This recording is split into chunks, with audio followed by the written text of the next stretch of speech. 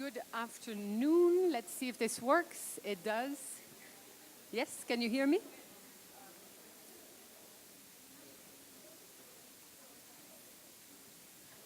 Well, this is actually a very nice last part of the program that is a bit different, but actually speaks to everything that we've been speaking to in the different sessions, the plenaries and the breakouts.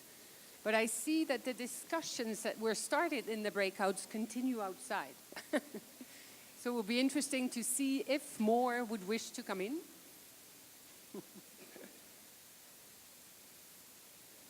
And I must admit, I myself had a hard time to get out of one of the breakout sessions where the discussions were far from being finished. So we'll see. You think more people will come in, or they're happy to speak outside? Go and drag them in. Is there coffee? No. Ah. Okay.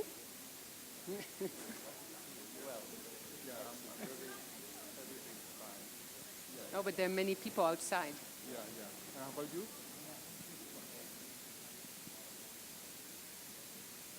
So?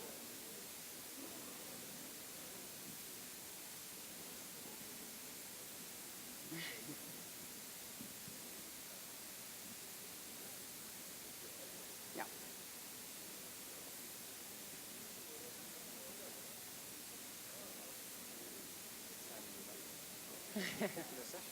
Yeah, it's good.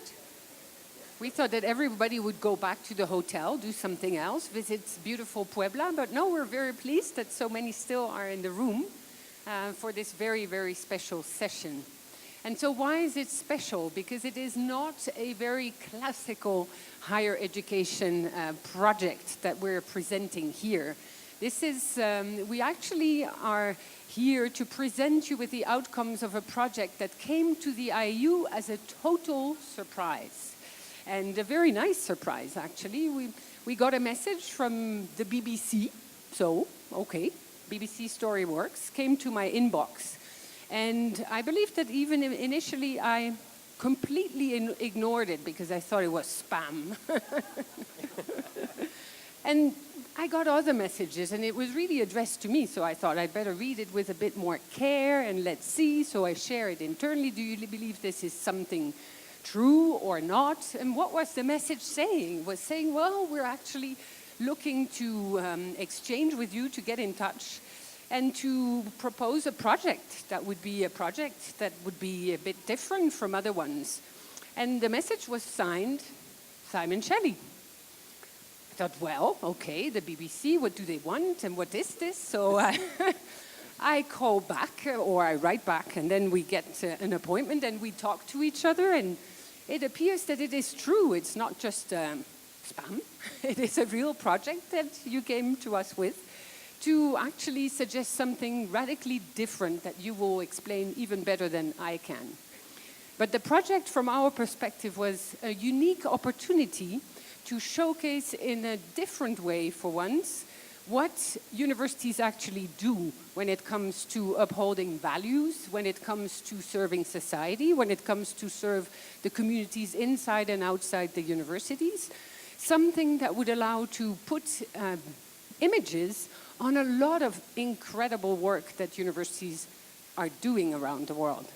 And the reason why it actually appealed to me very strongly is because we see around the world that universities have a hard time to make the case for what they do today. They're always called to the task to defend and to explain and to portray what they do. So why not do it in a different way? We have books, we have conferences, we've got papers, we've got advocacy, we've got exchanges, but putting things into images was a very nice new way of doing things. And so I shared it with the board. The board said, well, yes, why not? Let's go ahead. And we exchanged further on how to, and sent out a call to the IAU membership. And it's quite amazing because we have had many, many responses from all the parts of the world, because I immediately said, you know, there's one thing that's super important. We will not go for any competition, for any preference, for any part of the world. We want to have then a project that would capture the richness of the diversity of what higher education does around the world. On all the continents, all types of institutions, and we want it to be accessible to all.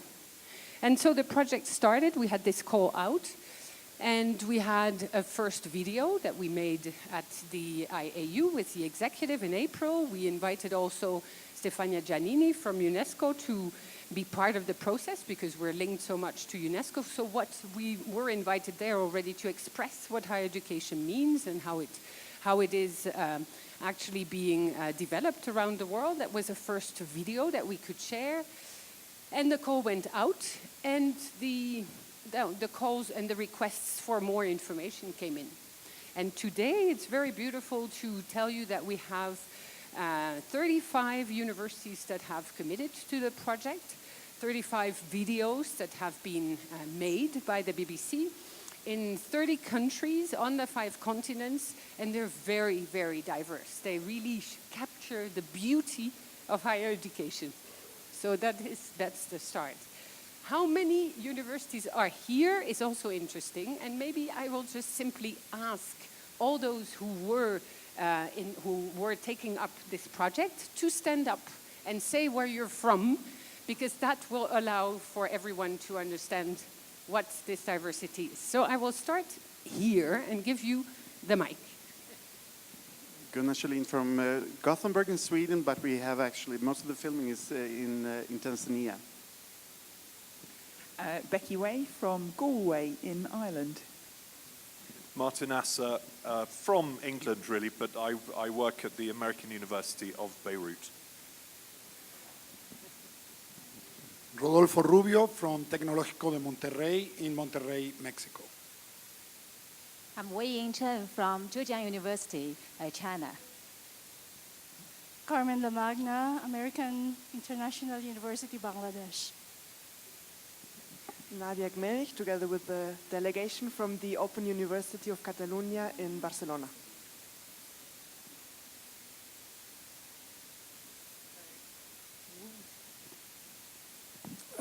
Paul Tiambezaleza from the United States International University, Africa, Nairobi. Simón Borit de la Universidad de Chile, Santiago de Chile. Takeshi Matsuda, Kyoto University of Foreign Studies, Kyoto, Japan. I'm Stephen Maveli from Don Bosco University, Northeast India.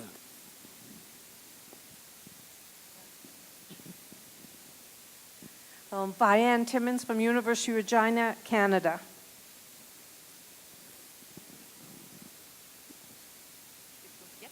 Peter Stillwell from the University of St. Joseph, Macau.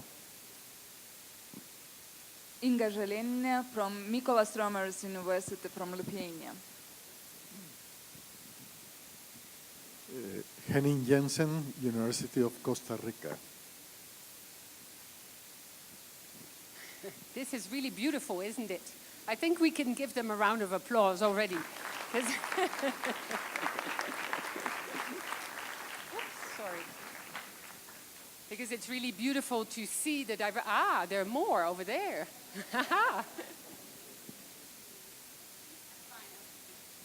Gabriela Rivera from CETIS University in Baja California, Mexico.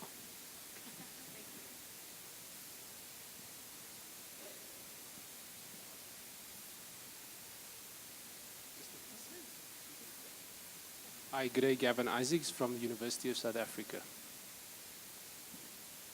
So we keep on fighting for the microphone. But it's beautiful to see this diversity, and you will see that the films themselves are incredibly rich and diverse, and they show many different things. So I won't talk more because you want to see what it is, and we will have a debate afterwards. We invited only 5 to the round table, but it doesn't mean that you will not have the opportunity to speak to everyone. And Carmen Lamagna will be chairing that session, and with 5 of the representatives of 5 different universities to actually engage in a discussion. And I let you introduce the rest, the discussions, and the why the BBC came to us. Well, thank you, Hillage, and that was quite overwhelming, seeing all of you here. It's amazing what a piece of spam mail can lead to. Really incredible. No, it's an absolute privilege to be here at the International Conference, and it's very, very exciting to launch what we think is a very unique project. And I will explain how we got to this point. So BBC Storyworks is part of BBC Global News, and the best way to think of that is everything for the BBC outside of the UK. So all the world news sites, the bbcnews.com sites, all the feature sites. Now, a lot of the content that we make is very snackable. We tend to talk in headlines. And we've had a desire for a long time to make more in-depth, more exploratory programs about the issues that shape society, about the complex challenges that we face in the world, and I suppose how we create a better future. Now, I have to admit, we didn't initially think of making a series on higher education. But we started to look at where the solutions to these complex challenges in society were coming from. We started to look at where diverse, innovative, transformative thinking was taking place. We started to look at where the next generation of leaders were being developed. We started to look at where rhetoric was turning into action when it came to technology, internationalization, leadership and sustainability. And at the heart of all of that, of course, are universities. And that's what started us on this incredible journey to reaffirm the value of higher education, its impact on society, to the 110 million browsers and viewers that we have across the BBC. So look, I want to thank, I do a couple of thank yous. Firstly, I must thank the IAU. We came to you, we didn't know quite how this would go, but you've been incredibly forward-thinking, particularly in communications. You've been a joy to work with. Thank you, Hillage. Thank you, Juliet, Trina, Andreas. Thank you for your guidance and stewardship. I've got to thank every single one of the universities that participated. A lot of you here today, the professionals, the students, the communities of members as well that got involved. You've been incredibly warm and welcoming. Actually, again, overwhelming in that sense. And the BBC team asked me to let you know that it's been enlightening, and they use that word, working with all of you. It's been inspiring. It's been an education working with you all. So thank you very much for that. What you get from people like yourselves is real passion. And if you want to make a message hit home through video, you need passion and emotion on screen. If you've got someone on screen conveying emotion, the viewer can often feel the same way. If they're laughing and crying, the viewer can feel that way. And then our brains are hardwired to link those feelings to the information we're being given. And that's really, really important if we're going to get comprehension and deeper understanding as to what universities do and the role they play in society. That's really, really important. So, with that, and I'll finish off here, I actually have 2 favors to ask. Our work is not done yet. Firstly, we've only scratched the surface with stories. We know that, and talking to a lot of you, once we started to open up on some of the stories in communities, we realized there is so much more to tell. Please come forward. We urge you to tell us more about what we should be bringing to screen to the BBC audiences. The second thing, please share this content. These are beautiful, beautiful films, but it doesn't do the trick if no one sees it. We'll be doing a huge, huge drive from the BBC. We've got a dedicated website for this. We'll be driving millions, tens of millions of viewers to this. But we urge you to share it with your networks as well. Talk about it. We want this to be a source of collaboration and sharing of knowledge. And for the IAU as well, huh? Not only the BBC, huh? Okay, yes, indeed. So look, with that, it's a huge, huge thank you again. Have a wonderful end to the conference, and we really, really hope that you enjoy some of the content, and it's just a tease that we're going to play here, and then some discussion about the points that have come out of this series. Thank you.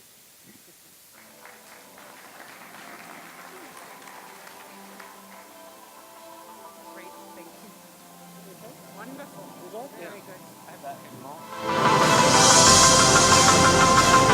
I think the role of universities today is totally beyond education. University nowadays is transforming more into social institution. We are preparing students for life.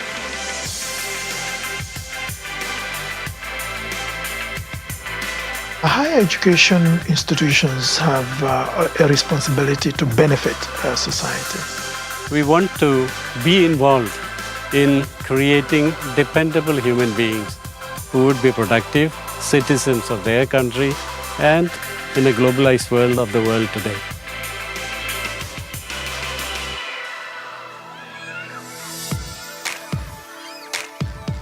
We are living in a global world.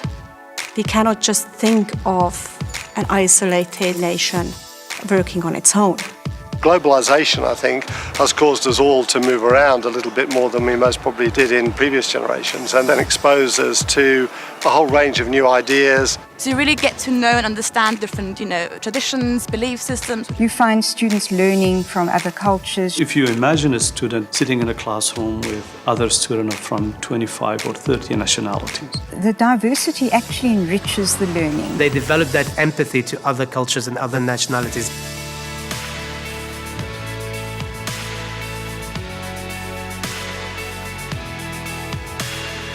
We're really creating global leaders by the opportunities that we're providing our students. Universities also have a responsibility to contribute to development of society in terms of civic values.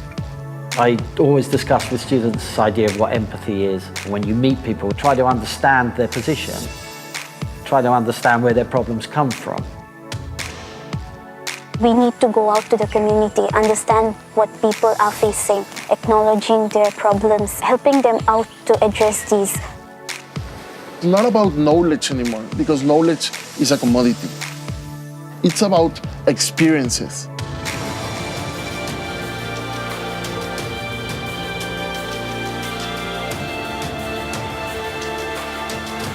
It's absolutely critical that all universities embed sustainability into their curriculum. We have to train the citizens of the future that have a leadership that puts sustainability at the center, that makes societal impact. We can coach, but students are going to be the leaders of tomorrow, so we better invest in their capacities to create better worlds. For many problems that we are facing nowadays is really beyond one group of people. It's totally cross-disciplinary. It's cross-nationalities.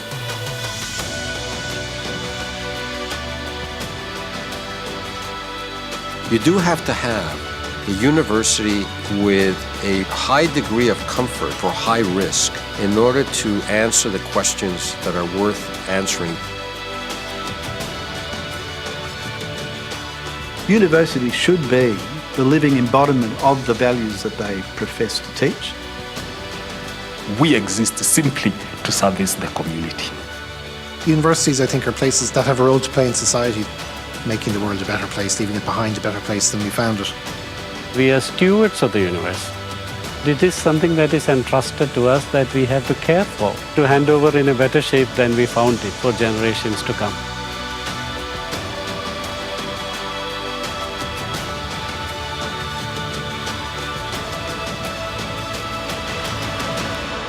We should reflect the society we want to live in, not the society we live in.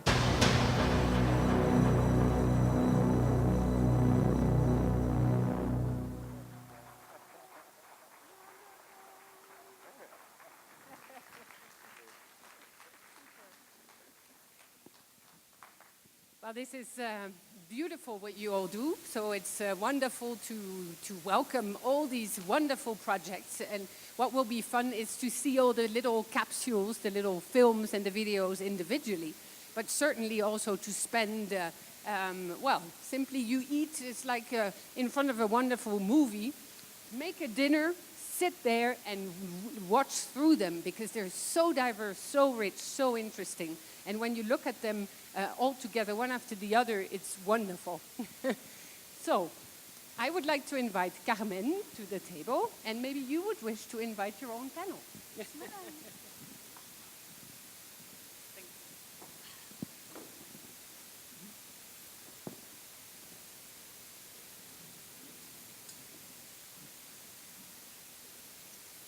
Good afternoon. It's so exciting. It's just a teaser. Just imagine if it has been a full documentary film, and we cannot wait for it to be released. So thank you, IAU, thank you, BBC, Pam, Hillage, everyone in IAU, thank you so much. And also for BBC, who has been so patient talking to all of us. It's not only one person whom we are talking with. We talk to Charles, to Nikki, to Garrett, who else are we talking with? But anyway, so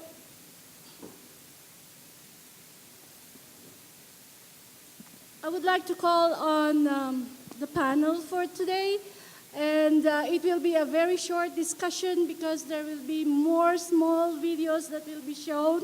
So may I call on Rodolfo Rubio Echeren from Tecnológico de Monterrey, Mexico, Dr. Gunnar Collin from the University of Gothenburg, Sweden. Of course, Paul. Where are you, Paul? Where's Paul? There's Paul. Paul from the United States International University, Africa, Kenya, and Martin Nasser from the American University of Beirut. And then we have Wei Ying Chen from Zhejiang University, China.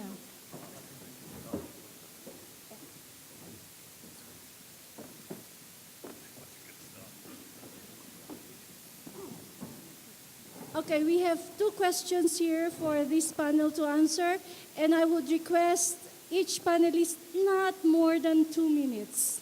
I know we have a lot of things to say, but you know, we have to hold our emotions. We'll do that.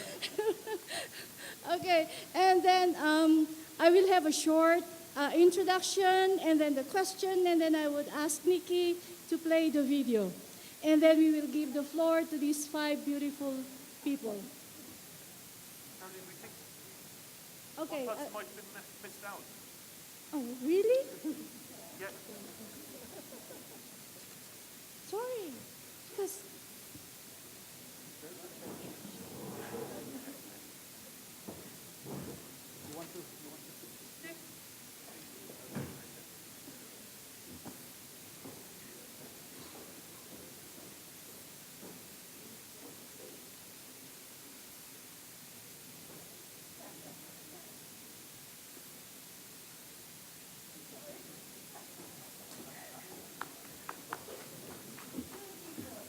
I'm sorry, Becky. I was given this paper. So we have the last one, Becky Way, Vice President International from the National University of Ireland, Galway. So we have 6, so I think the 2 minutes. We have 6 right now, so I think each of you will only have 1.5. But anyway, let's start the ball rolling. Okay. To transform the world, we must begin with ourselves. As we transform yourself, you transform the world. And what's the most powerful weapon that we can use to change the world? Simple. Education. Today, education has to be about learning to thrive in a transforming world. We need a new narrative for education, and one that starts with a purpose. We've seen institutions making incredible progress for communities across the globe. In this time of rapid growth for profit and corporate universities, it is important to ensure that the students will be able to gain a critical consciousness of the world they inhabit, to help them to better anticipate, articulate, and animate alternative processes that can lead to widespread human and social development. Now for the question. There are so many questions on this question, and again to remind you, we have a very limited time. How is this best achieved? In partnership with the community, as part of an integrated learning approach, or simply as a voluntary option for students and professionals. Why is this so important? The societal impact? How and why?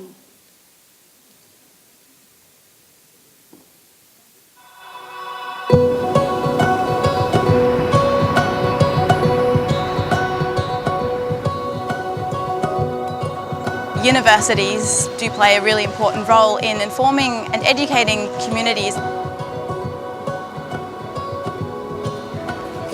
Universities, I think, are places that should have a role to play in society, making the world a better place, leaving it behind a better place than we found it.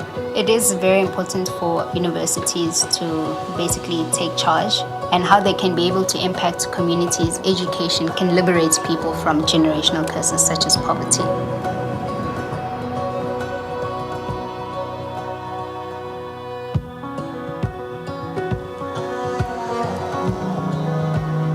As we move into a more interconnected and a more complex world, I think universities are really important to give people the critical thinking skills to be able to understand how our society might change in the future. At universities, we need to train citizens for the future.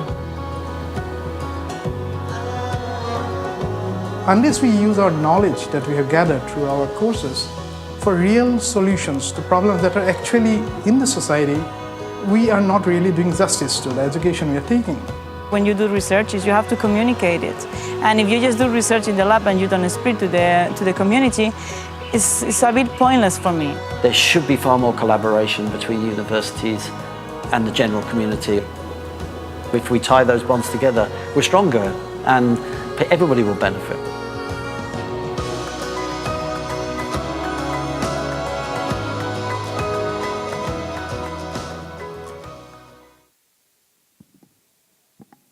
Okay, so we start from my left, going to Becky.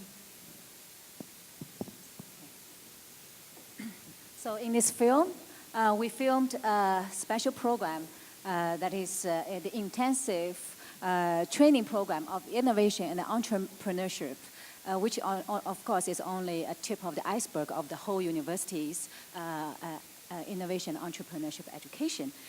So we have produced over 1,000 graduates out of this program, and about 20% of the graduates have started up a company after graduation.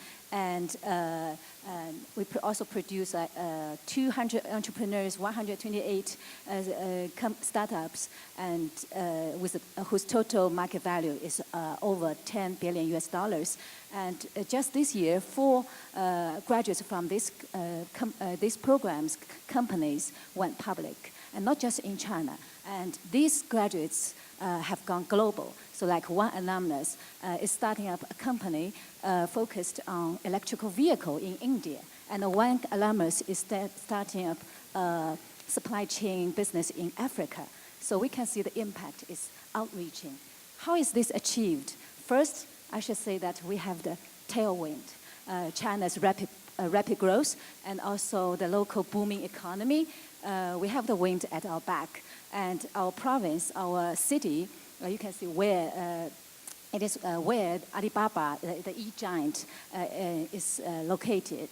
So Hangzhou, the city, is to our university, just like what Silicon Valley is to Stanford University and the University of California. Secondly, its impact of industrial revolution. So university is leading the next wave of development.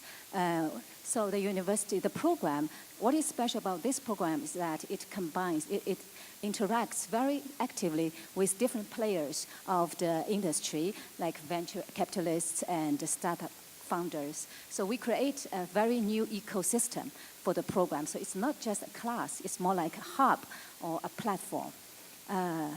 And thirdly, it is the concept. So the avid advocates of this program really believe in innovation-based technology component of entrepreneurship. So the students, what we produce is are the student group entrepreneurs who are well educated and have access to the most cutting-edge technology. And they have social responsibilities, global perspectives. That is very different from the grassroots entrepreneurs from 20 or 30 years ago in China. So this new breed of entrepreneurs, they are leading the next wave of development in China and in the world. Thank you. Okay, the 2-minute warning is daunting. So I'm going to go right to what makes Our film may be a little different, and the film is not different than all the others. They're wonderful. But what we realized at Tecnológico de Monterrey is that we recognize to effect significant change, it's not the university that does it, but the students. So what we decided is to integrate and redesign our whole educational model, whereby 40% of what students learn is going to be through a challenge-based learning. 40%. We started this year, we did it massively. It was a massive effort because we have 26 campuses, 90,000 students. So every year we get 12,000 students that are new, or 15,000, and they're all gonna now study in this model. So how does it work? Basically what we do is we have about 1,300 formative partners. These are companies from private industry, governments, ONGs that come to us with their challenges. A professor sits down with them, turns that challenge into a learning opportunity. Students enroll in it, and they have a real life experience in solving a real life problem. So the film that you will see when you see our film talks about a beautiful project that some students did that helps a specific community generate sustainable tourism. But what's beautiful is that this is the way students are learning. And what we're finding out is that we are preparing students for life and not for work, which is what we should be doing anyway, because work is changing at such a rapid pace that we got to be careful what we're pumping out of our university. So we're in the beginning of this huge change for Tec de Monterrey. We're very excited with what's happening, and this project is only a tiny sample of what we hope is going to be happening at a national level throughout our system. Thank you. So our film is about the importance of pollination for smallholder farmers in Tanzania and what happens with deforestation. When the bees are not close to the crops, lower production. But this is actually just kind of the tip of the iceberg, because this is part of a multi-country program to look at ecosystem services and bring that into national accounts, which in the end now is also affecting the guidelines for the UN statistical divisions, guidelines for how to do your national accounts. So I think it's important to see that impact of research can affect people, both directly at the household level, but also in affecting macro policy in the country and even international policies. What is interesting here, I think, in our challenge in this community is that nothing of this would typically happen within the incentive structures of a simple university. We need to take on these global challenges with global solutions and work together and put the incentive structures right in our universities so that we teach our students to address this, that we get incentives for the teachers to address this, and so that we can work together to address these challenges. And I think that what's happening now with the BBC, it really puts at the right point, because we need to make this visible to create the demand for these services and to also think ourselves, are we really doing the right things? And we can do so much better. Our film is embedded in a particular philosophy, which is common across Africa, namely that the post-colonial university has to be a developmental institution, not an ivory tower. And we as a university try to embed that philosophy in all our activities in terms of student teaching and learning, faculty research and scholarship, and of course institutional engagement, public engagement and service. We do that through all sorts of collaborations with other universities, with the government, both local government as well as, of course, the national government, the private sector, local and international companies, with NGOs and community organizations, with philanthropic organizations and so on and so forth. And in this, our motivation is really twofold. One is that we see ourselves as part of realizing the various visions at a national, regional, continental, and global levels. Kenya has Vision 2030, East Africa's Vision 2050, the African Union has Agenda 2063, and of course we all know about the UN's Sustainable Development Goals. We feel that implementing these agendas is extremely important for for our students' learning and preparation to be productive members of society. And of course, it's imperative for our faculty as well as students to conduct research in these areas as part and parcel of creating integrated, innovative, inclusive, sustainable, developmental and democratic states and societies.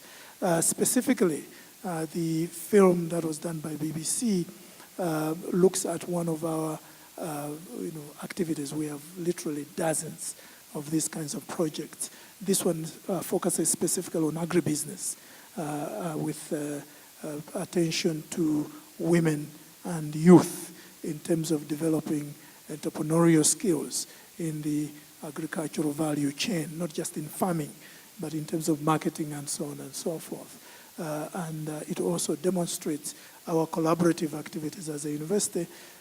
We collaborate with the IDRC, the International Development Research Center in Canada, another organization called Cultivate Africa, and then the Australian organization called the Australian Center for International Agricultural Research, because agriculture is extremely important for the Kenyan economy.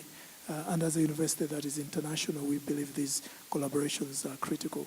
We have students from all the 47 counties of Kenya and 74 countries around the world, from Asia, Europe, the Americas, and Africa itself. Thanks very much. So it's a great pleasure to be here. I do confess that I'm not the person who was meant to be sitting here, because she is back in Lebanon trying to overthrow the government. We have a revolution in Lebanon going on, and it's not my revolution, so I'm here. But it's a great honor and a great pleasure. AUB is the American University of Beirut is a 150-year-old organization of American education based in the heart of the Middle East, in Lebanon. And it has survived many, many storms during that 150-year period. The current one is the latest and one of the more serious ones. But the film and the subject that we picked it before the revolution broke out, of course. We might have changed our topic. But actually, it's an incredibly important one. So the storm is 6 years ago. Lebanon found itself as the host of the world's largest per capita population of refugees in the world. 1 in 5 people in Lebanon was a Syrian refugee. And there was another storm. There was a real storm at the end of 2013 when a cold snap hit the country, and these hundreds of thousands of people at that time living in pitiful conditions. And in this quite small country, this news of the tragic deaths of 8 Syrian children who froze to death during the storm hit AUB, and the response was emotional and immediate and intense. We collected blankets and we collected clothes and we collected money and we set up a distribution network. But it became very clear very quickly that this was just a tiny speck in the ocean of the response, the relief response needed to deal with this situation. And AUB, as the oldest and most prestigious Middle Eastern university, we had to lead on this. The choice was to go all out, or to turn your back, or just do very small interventions. 6 years later, the Center for Civic Engagement and Community Service at AUB has managed or introduced a series of extraordinary educational projects to create an educational pipeline for these refugees. Most of the Syrians in Lebanon are under 18. Most of those are not in any kind of formal education. 1% goes on to higher education. So we have created a pipeline from primary school through to secondary school. And what we're featuring in this program is in this documentary is a bridge program for people who don't have an educational, or they're out of education in their late teens or early 20s. It's an intensive bridge program which enables them to apply for university, but also crucially to apply for scholarships, because these people are destitute and cannot afford university fees. And so when the offer of making a film for this series came along, we just enrolled the first Syrian refugee who'd been through this pipeline from the 6 years in the making, the first one to come to AUB on a MasterCard Foundation scholarship, full free ride program. And we hope to have many, many more of them. Everything that we've done with the Syrian crisis is scalable and sustainable and created in conjunction with local communities, with funding agencies, and with local NGOs, negotiating a very complex situation in Lebanon, I need hardly tell you. So this is another scalable operation, and I'll just finish by saying the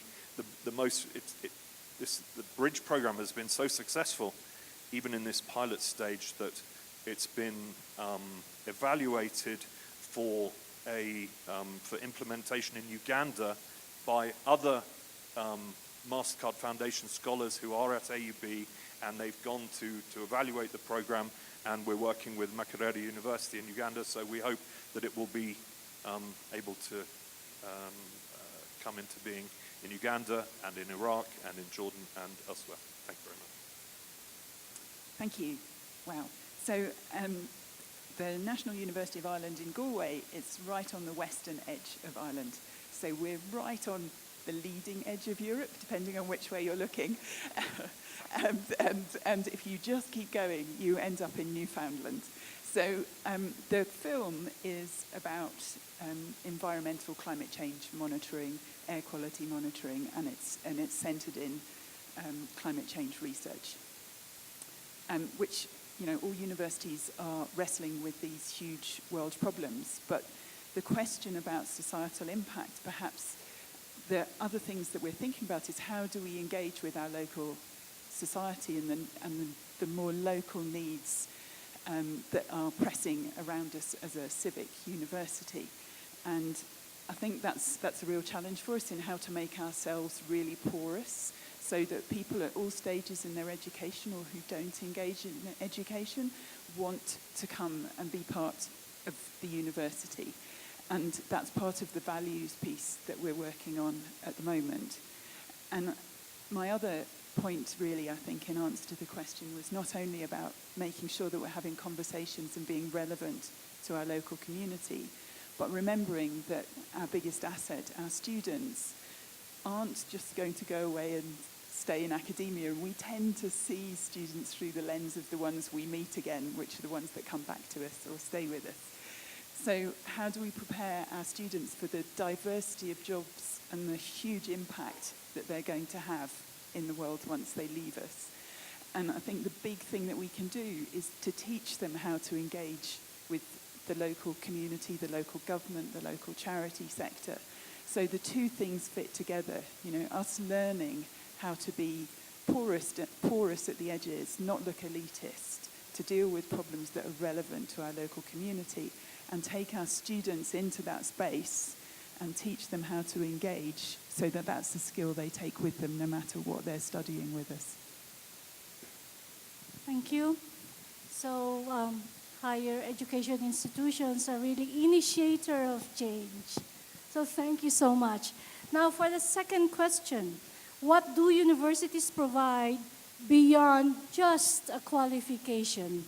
We saw firsthand students and professionals acquiring and sharing knowledge far beyond the materials on their course. We witnessed students having defining experiences, giving them a valuable set of skills as they prepare for the next stages in life. Examples of innovation and changing practices addressing global issues in a way that will contribute to human and social development can be mentioned on this. So the question, what are these skills? Why is this so important? And how do we communicate This benefit to those who may not be considering higher education. I think we will start from Becky this time. Yes.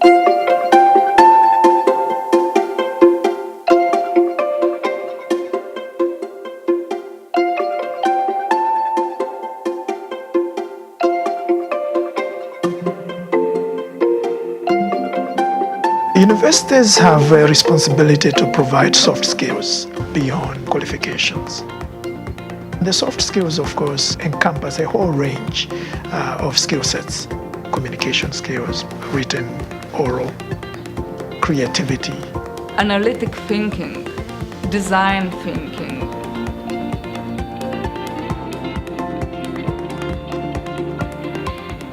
Ultimately, students will develop a proactive, confident, and self-reliant attitude.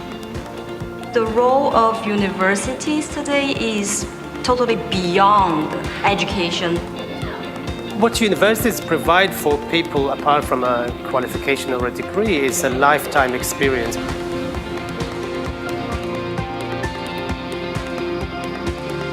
You find students learning from other cultures, sharing cultures. And for us as academics, it's a two-way process. It's not that we're teaching students only. You actually learn from the interactions of students. One of the agents of change, if you like, for university is precisely the demands of students. So students are going to be the leaders of tomorrow. We better invest in their capacities to create better worlds.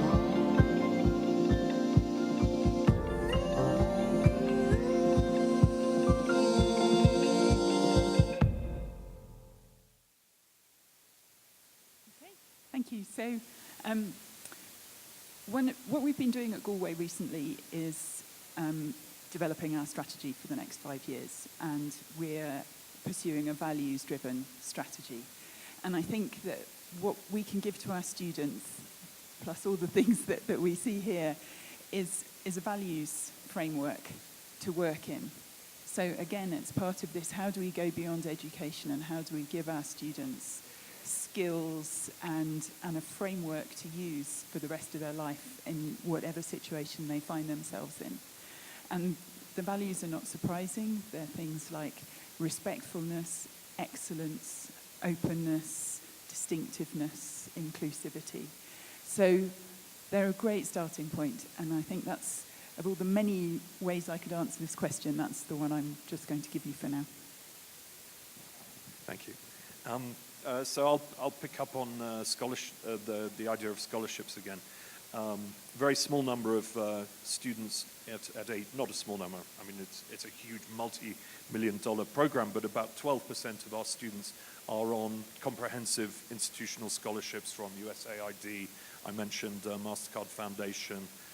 There's also the Middle East Partnership Initiative. And these students, as part of their required course, they do a transformative leadership program, which ultimately leads to a community service project, which they do because a lot of these students have come from marginalized, underserved areas of Lebanon. They have to do the community service project in their own community. And it becomes a kind of pilot sort of NGO intervention, which the students are able to do. And there are hundreds of examples. And if we're talking about the storytelling of, you know, what universities do, each one of these is a very compelling story in its own right. What we see with these students is, for one thing, they don't actually care about the course requirement anymore. You can see it in their eyes. They own this project. They want to do it, and they want to make that difference in their own home societies. So while this is only about 12% of our students who are on this, what we're currently revising our entire general education system to include a community service requirement in that. And I just say one of the things, if we're talking about funding and money coming to the university, while these institutional scholarships are wonderful, it's not something that we find that funders are really that interested in, funding at higher education level, but it's so transformative because as you hear in our film, when we look at the student who's reached AUB, she says, what I want to do after graduating is go back to Syria and help rebuild the society there. And each one of these people, these young people, is a seed who will go and influence and impact positively on untold numbers of others. So that's, yeah, it's definitely not about books and libraries for these students, and we want to spread that out to more and more of our students until everyone is on a similar kind of trajectory. In our university, we believe in providing our students a variety of skills, literacies, and competencies. I tend to reduce them to 4 I's: intercultural competence and understanding, because we live in increasingly multicultural societies, wherever you are. Information literacy is absolutely imperative, given the ways in which information is exploding. IBM predicts that in a few short years, information will be doubling every 11 hours. It used to take hundreds of years before information doubled. And therefore, it is critical that students have information literacy. And then, of course, international literacy is imperative, because we live, whether we like it or not, in an increasingly globalized world, notwithstanding the backlashes against it, including the various populisms and chauvinisms that are emerging. And then, of course, students need interdisciplinary literacy, the ability to see problems, phenomena, or processes from multiple angles, because no problem can be solved from one angle. So those things are embedded in our curriculum through general education. We expect all our students to do community service. It's not an add-on, it's integral to the curriculum. They also have to do internships. It's compulsory for every student, because again, you are trying to prepare them for the world outside. And experiential learning is the connector between learning in the classroom, learning on campus, and learning in the community. So these 3 circles need to be interconnected through experiential learning, work-based learning, and so on and so forth. And then, of course, we are very keen to provide support, robust support for students, ranging from academic mentoring and advising systems to psychosocial, counseling services. A lot of young people are facing all sorts of challenges, partly because of course, the rapid changes in society, including social media, in which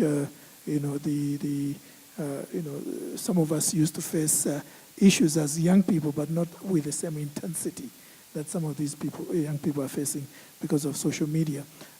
So we believe that we need to provide all sorts of support in those areas, as well as, of course, scholarships, internal as well as external. You mentioned MasterCard. We have students from MasterCard, as well as a whole range of other funders and foundations, individuals, groups, and so on and so forth, as in addition to our own internal funding. So what we want to do is to provide holistic support and education to the students, and above all, to ensure that they develop lifelong learning skills.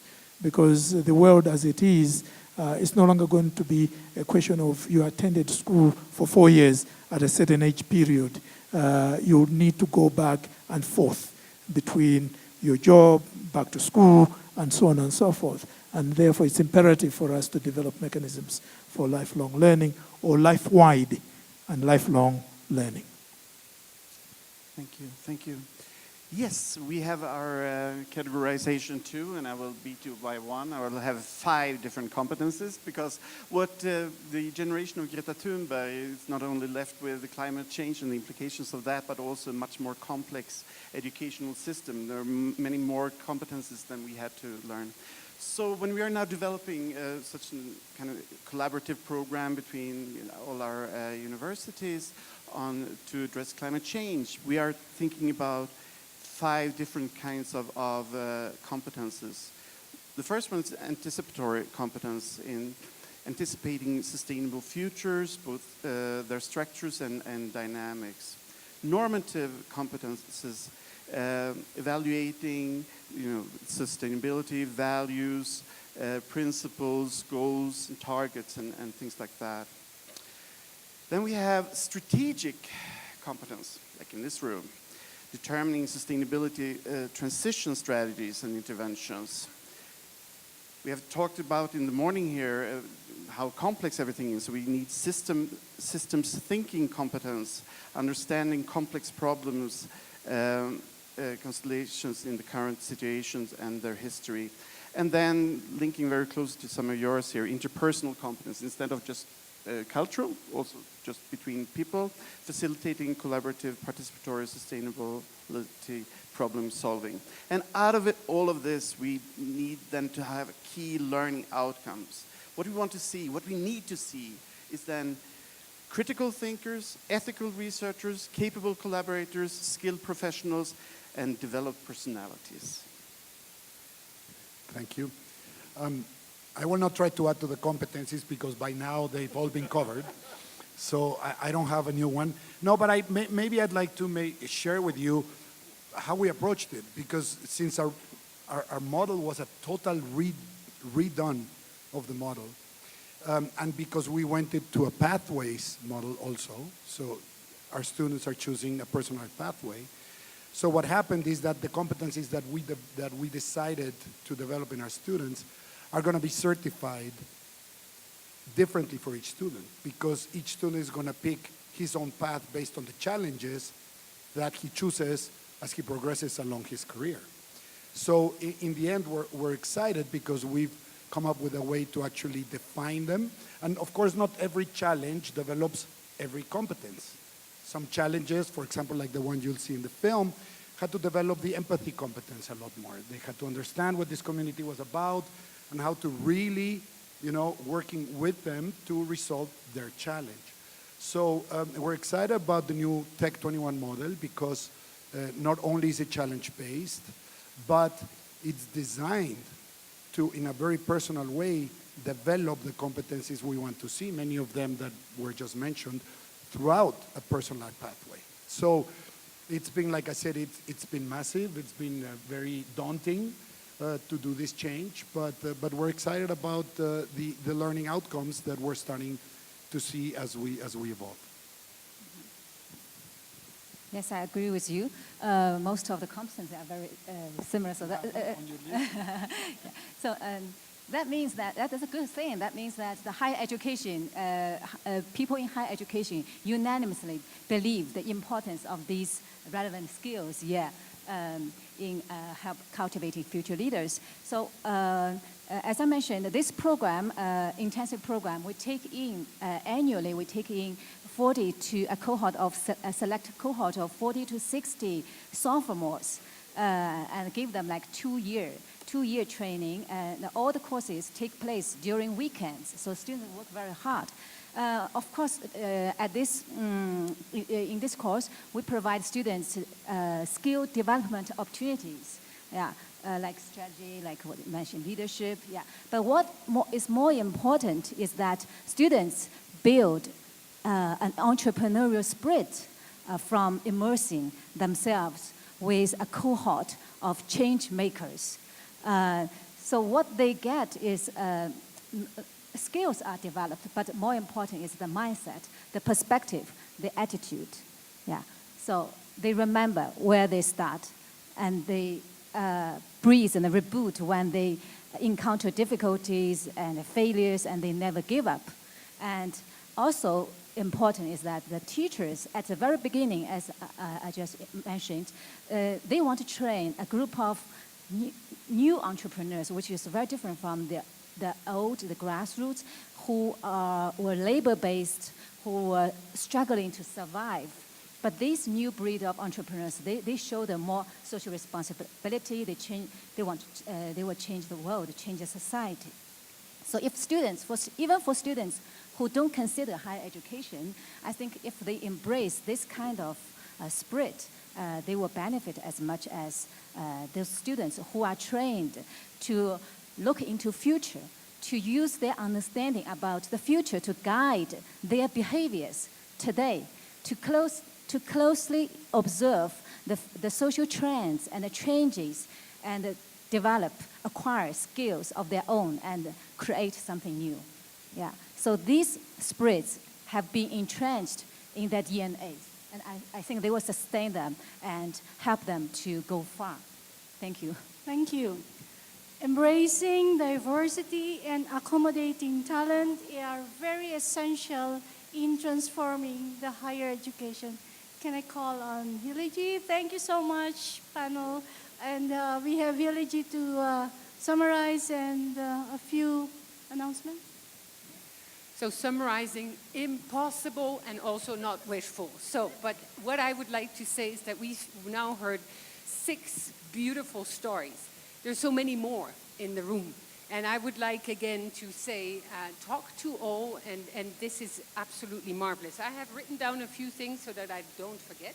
And the music is already calling us outside, so we should be there as well, I guess. But I would like to thank the universities, all those who took part, also all those who did not take part, because you all form part of the IAU family, and what you do is actually reflected by those who have these films. Use the films because they probably connect with what you do in your institutions as well.